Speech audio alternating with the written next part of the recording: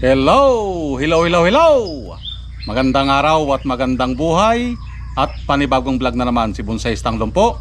So, nandito tayo na naman sa ating garden para ayusan itong aking pinjing na bonsai. Ito yung nahulog noon tapos ibinalik natin ulit. Okay? Sa kanyang ayos. So, ito na siya ngayon after niyang nakalbo at medyo nakaka-recover na. Okay? So, tinubuan na siya ng mga dahon-dahon. Okay? Yan yung aayusan natin ngayon. Okay? Yan. So, tinubuan siya ng mga dahon. Yan. At wala na sa ayos. Okay? At the same time, itong kanyang mga tumubo, wala na rin sa ayos. So, ito yung aayusan natin. Okay? Yan. So, let's start. Umpisahan natin manggupit. Yan.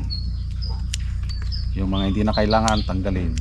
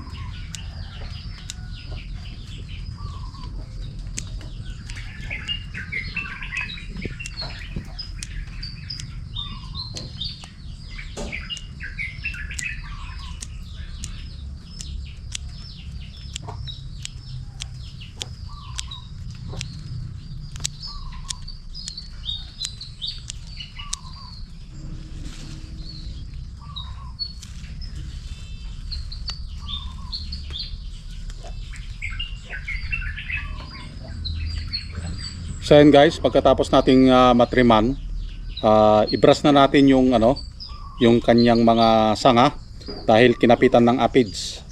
So makikita nyo dito yung itim-itim aphids na ito guys. Yan, kailangan matanggal ito.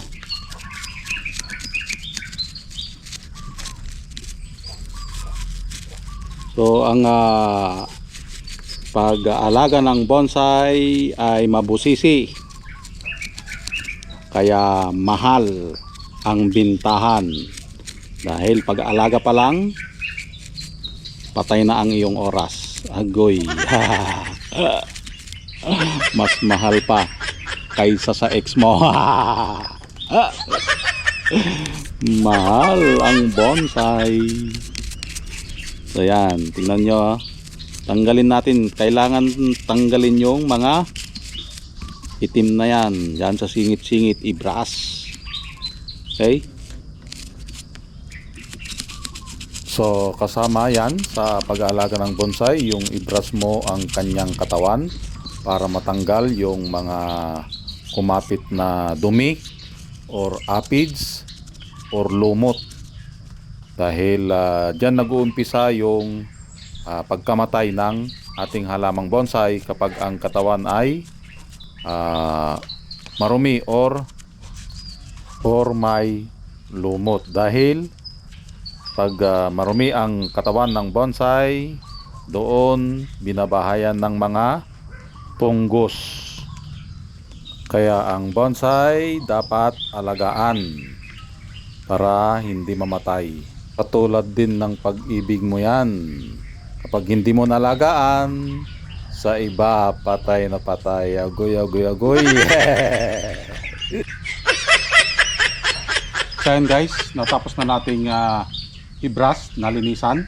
Ito naman yung susunod natin gagawin ay sprayan natin ng pang anti-aphids para siguradong patay yung mga aphids.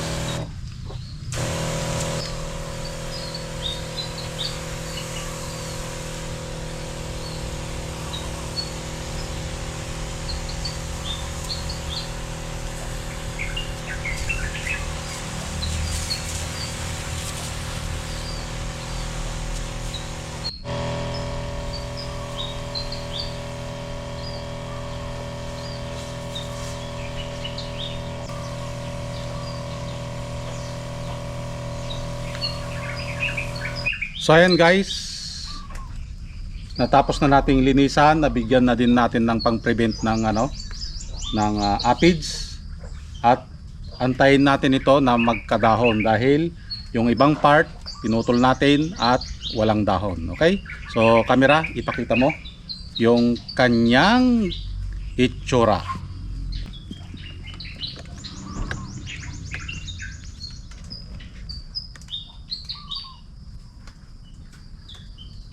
So kung mapapansin nyo dito, nabawasan ang mga dahon. Antayin na lang natin ito na tubuan ulit para gumanda ulit ang ating pinjing.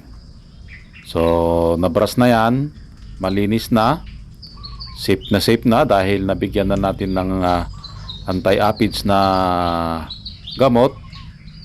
Alagaan na lang natin ng dilig at abono. Agoy, sana all nadidiligan. Hindi katulad ng iba dyan. Natuyong-tuyo na. Nadamay na naman ng kakilala ko. Antayin na lang natin na kumapal ang kanyang mga dahon para gumanda ang ating halamang pinjing.